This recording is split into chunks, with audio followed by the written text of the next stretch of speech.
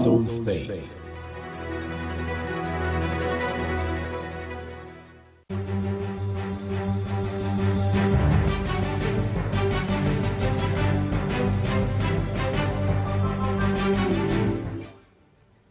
A very good evening to you.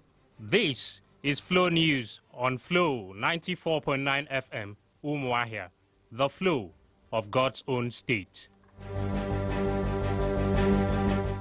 My name is David Oku. The headlines. Anglican clergy warns Christians to defend themselves from further attacks. DSS boss advocates for synergy among security agencies to curb insecurity in Nigeria. Nigeria youths advised to embrace agriculture for self-reliance. And on the foreign news, former U.S. Vice President announces interest to run for White House in 2020. The details shortly.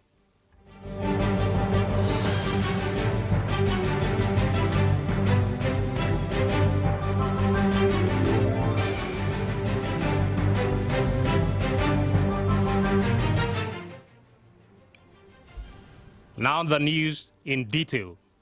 The primate of the Church of Nigeria, Anglican Communion, the Most Reverend Nicholas Oku, is of the opinion that the church should defend itself from further attacks. Oku made the statement in reaction to the recent bombing in Sri Lanka, which led to the death of over 300 worshippers. In Sri Lanka is part of terrorism in the world. It's a coordinated effort of evil people. We pray we don't have it again, but more importantly, we should make arrangements to protect ourselves.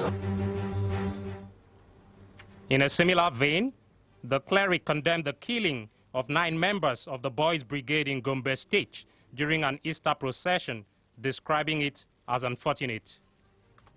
That such a thing should happen on Easter Day. It also shows that our country has not arrived, that people cannot tolerate others. People are marching, showing joy, showing happiness, and somebody decide to crush them and kill so many for no reason.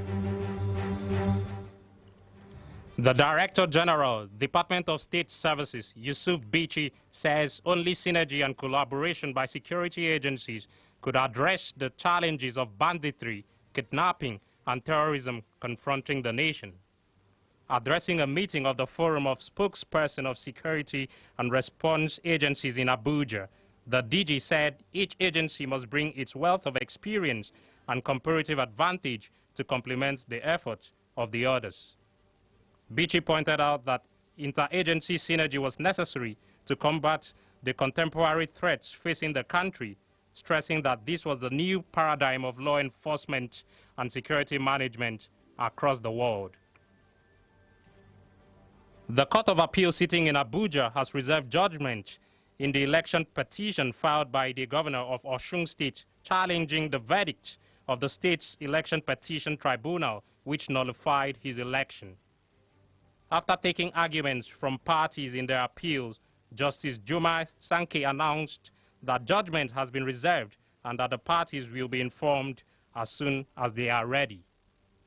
In 3 separate appeals filed by Governor Oyetola, the All Progressives Congress and the Independent National Electoral Commission asked the appellate court to set aside the March 22, 2019 judgment of the Osun State Election Petition Tribunal, which declared Senator Ademola Adeleke as winner of the Osun gubernatorial election.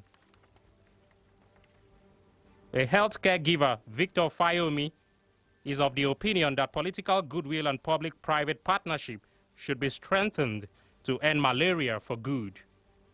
Fayomi made this remark in an interview with journalists in Abuja as contribution to mark World Malaria Day. He said the day was a wake-up call towards funding education and research, vaccine development and other preventive measures, adequate diagnosis and prompt treatment of malaria.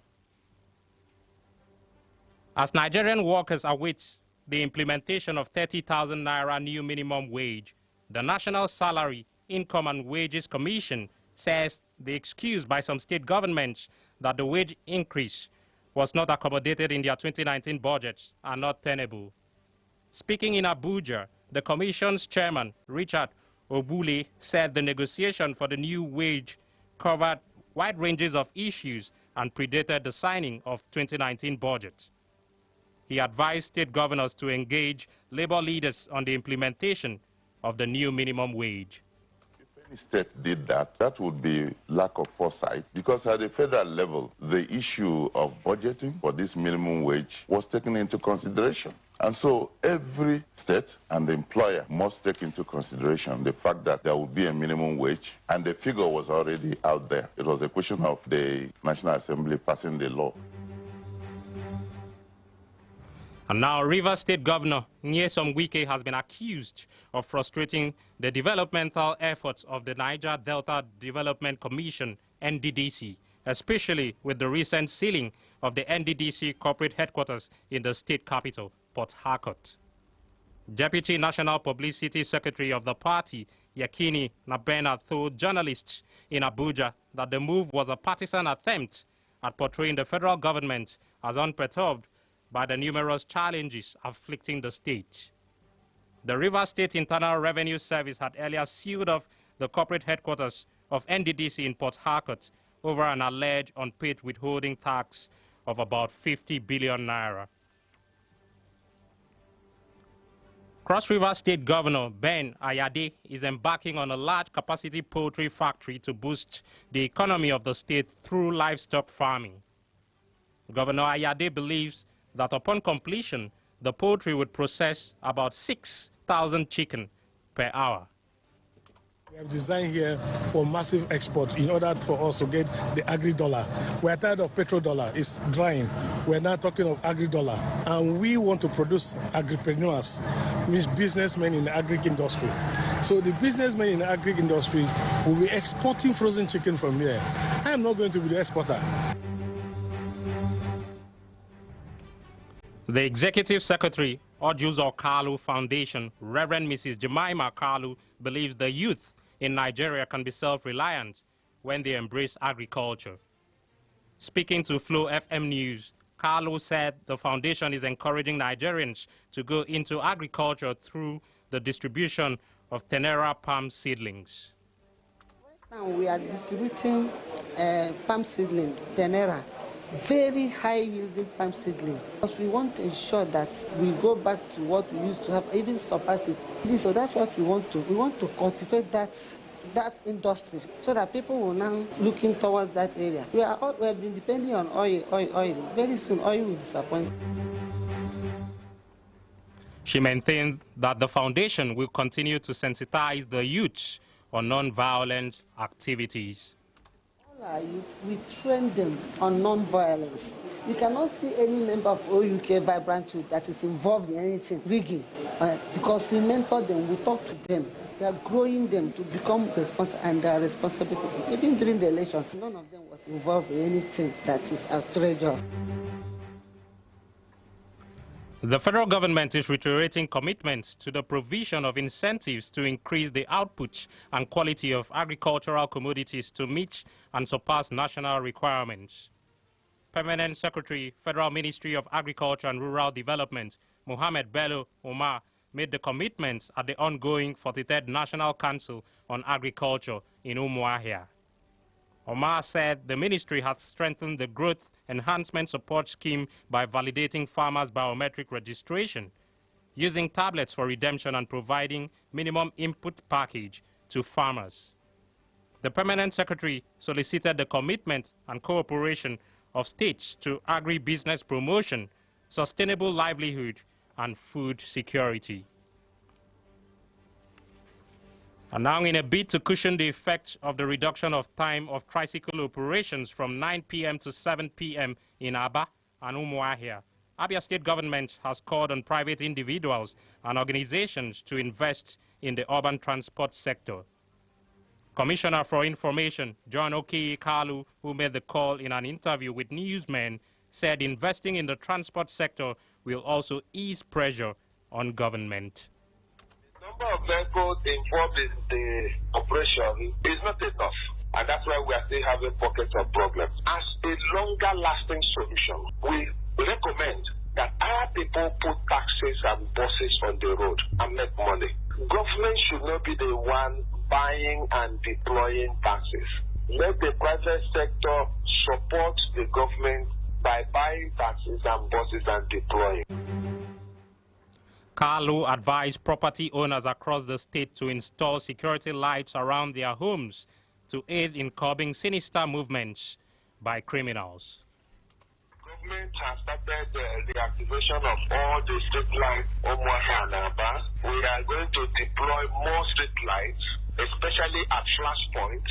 In Aba, we will deploy around the park, Lucioma Junction. But we need support from members of the general public. Wherever you live in Aba, just 1 or 2 street lights in front of your house will help us. He urged tricycle operators and motorists to report cases of extortion by police officers or other officials.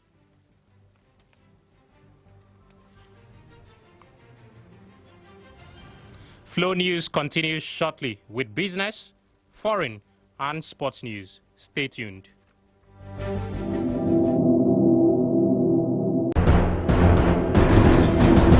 On Flow 94.9 FM, Umuahia, the flow of God's own state. Detailed, balanced, straight to the point. News now on Flow 94.9 FM, Umuahia. 6:45 a.m., noon, and 6 p.m. News now. News as you need to know it. The flow of God's own state.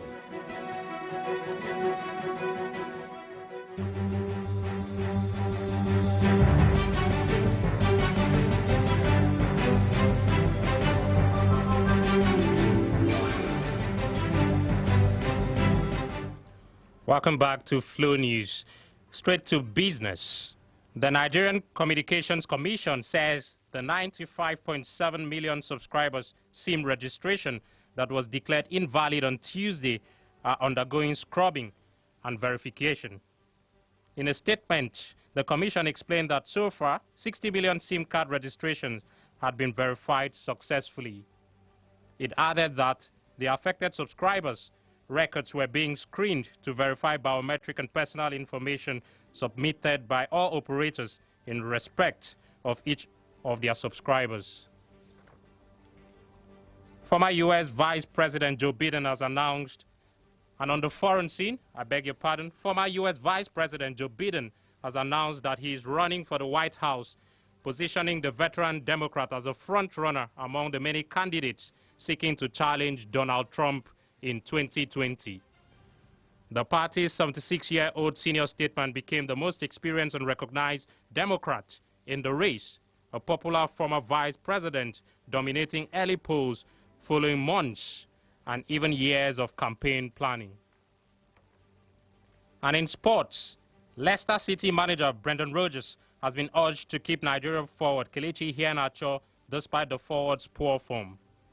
Iheanacho, who is currently on a 6-month goal drought, has made 33 appearances so far this term, scoring 2 goals and providing 3 assists. The former Manchester City forward was also left out of Nigeria's national team squad that defeated Seychelles in an African Nations Cup qualifier and in an international friendly match against Egypt last month. Still staying with the world of sports, Chelsea boss Maurizio Sarri has been fined £8,000 after he accepted a Football Association misconduct charge for being sent to the stands at the end of Monday's 2-2 draw with Burnley. The FA said on Thursday that Sarri had admitted the charge and accepted the standard penalty. To end the news, a recap of our major stories. The primate of Anglican Communion, the Most Reverend Nicholas Oko, said that the church should defend itself from further attacks. The Director General, Department of State Services, Yusuf Bichi, has called for synergy among security agencies to address the challenges of insecurity in Nigeria. Nigeria youths have been advised to embrace agriculture for self-reliance. And on the foreign scene, we told you that the former U.S. Vice President Joe Biden has announced his interest to run for White House in 2020. Thanks for being with us. Do join us at 6:45 a.m., noon, and 6 p.m. every weekday for additional newscast. This is Flow 94.9 FM, the flow of God's own state. You can send your views or information to flowfmnews@gmail.com or visit www.flownews.com.ng for more stories. This bulletin was edited by Ginika Oloha, supervising editor Samson Eze. My name is David Oku. Do have a wonderful evening ahead and leave your dial steady here on Flow 94.9 FM.